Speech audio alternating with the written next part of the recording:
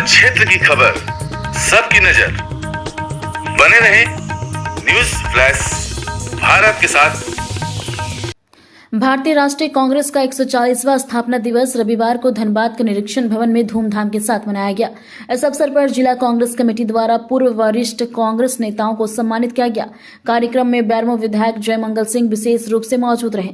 कार्यक्रम की शुरुआत कांग्रेस के वरिष्ठ नेताओं की तस्वीर पर माल्यार्पण कर की गई।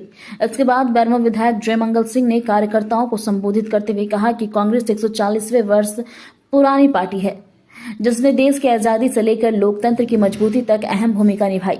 उन्होंने सभी कार्यकर्ताओं के संगठन को मजबूत करने और आम जनता के मुद्दे को मजबूती से उठाने की अपील की। वहीं मीडिया से बातचीत के दौरान बैरमो विधायक ने कहा कि धनबाद जिला कांग्रेस को जल्द ही अपना अस्थायी कार्यालय मिलेगा। इसके लिए प्रदेश अध्यक्ष और प्रभारी से बातचीत हो चुकी है और सहमति भी मिल गई है। उन्होंने बताया कि नई जगह पर कांग्रेस का जिला कार्यालय स्थापित किया जाएगा। मनरेगा का नाम बदले जाने के मुद्दे पर जय मंगल सिंह ने केंद्र सरकार पर निशाना साधते हुए कहा कि महात्मा गांधी किसी एक पार्टी के नेता नहीं बल्कि राष्ट्रपिता हैं। उन्होंने आरोप लगाया कि भाजपा महात्मा गांधी के नाम को हटाने की कोशिश कर रही है और देश में धर्म की राजनीति कर रही है। वहीं बांग्लादेश में हिंदुओं पर हो रहे कथित हमले को लेकर उन्होंने कहा कि कांग्रेस नेता प्रियंका गांधी लोकसभा में पहले ही सरकार से इस मुद्दे पर संज्ञान लेने और कार्रवाई की मांग भी कर चुकी है। उन्होंने कहा कि जहां भी किसी समुदाय पर अत्याचार होता है वहां सरकार को सख्त कदम उठाना चाहिए। कार्यक्रम में बड़ी संख्या में कांग्रेस कार्यकर्ता और पदाधिकारी उपस्थित रहे।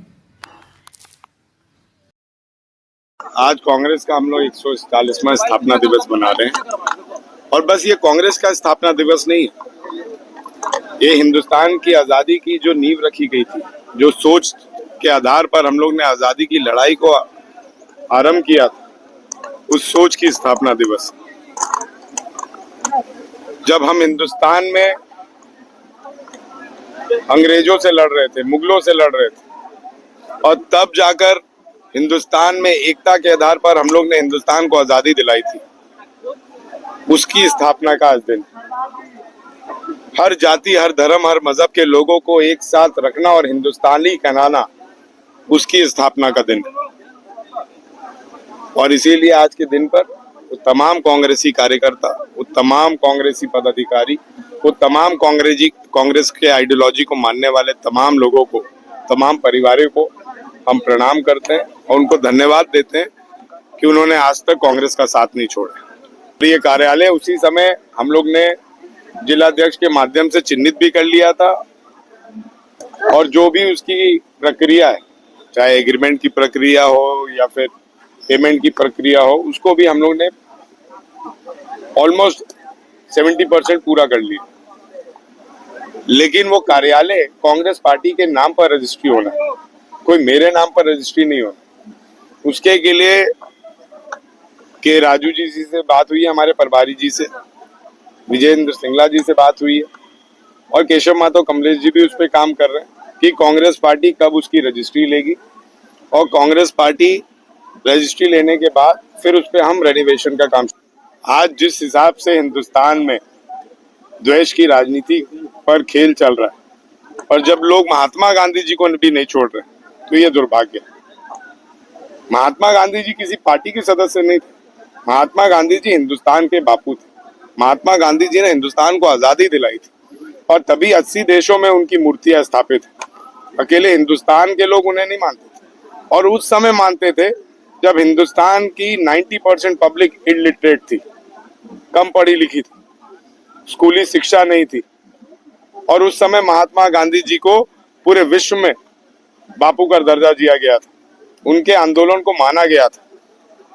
और अगर आप प्रधानमंत्री जी का वो भाषण याद रखें जब वो संसद भवन में खड़े होकर बोल रहे थे कि मनरेगा जो है आपकी विफलतियों का धरोहर है, इसे हम बंद नहीं करेंगे, इसे संभाल के रखेंगे। और 70 साल के बाद भी गड्ढा खोद रहा है हिंदुस्तान, यह आपकी फेलियर का नतीजा है। आज वही भारतीय जनता पार्टी महात्मा गांधी जी का नाम बदलकर उसे एक धार्मिक मुद्दों से जोड़कर कहीं ना कहीं वोट बैंक की राजनीति कर रही है। अगर राजीव गांधी विद्युतीकरण योजना बंद नहीं किया गया, उसका नाम बदलकर दीनदयाल उपाध्याय कर दिया गया। ऐसे तमाम योजना जो कांग्रेस पार्टी की देन थी, लेकिन बस नाम बदल दिया गया। तो इसलिए मैं समझता हूँ कि राजनीति में कम से कम पूर्वजों को याद करके, चाहे वो पूर्वज किसी भी पॉलिटिकल पार्टी के, अगर देश के आजादी में और आंदोलन में उन्होंने लड़ाई लड़ी है तो हम सबको उसे सम्मान देना चाहिए। अल्पसंख्यकों की नहीं है। शायद आपने हमारी नेत्री प्रियंका गांधी जी का भाषण नहीं सुना। उन्होंने अपने भाषण में हिंदू भी बोला, उन्होंने अपने भाषण में दलित भी बोला, उन्होंने अपने भाषण में माइनॉरिटीज भी बोली। वो तमाम हिंदुस्तानी जो बांग्लादेश में हैं उन पर हमला हो रहा है और हमारी सरकार चुप बैठी हुई है। उस पर पहल करने के लिए हम कांग्रेस पार्टी के हमारी नेत्री प्रियंका गांधी जी ने सदन में आवाज उठाई और निश्चित तौर पर यह सरकार का दायित्व बनता है कि वो तमाम हिंदुस्तानियों की रक्षा करे जहां पे बांग्लादेश में उन पर जुल्म ढाया जा रहा है।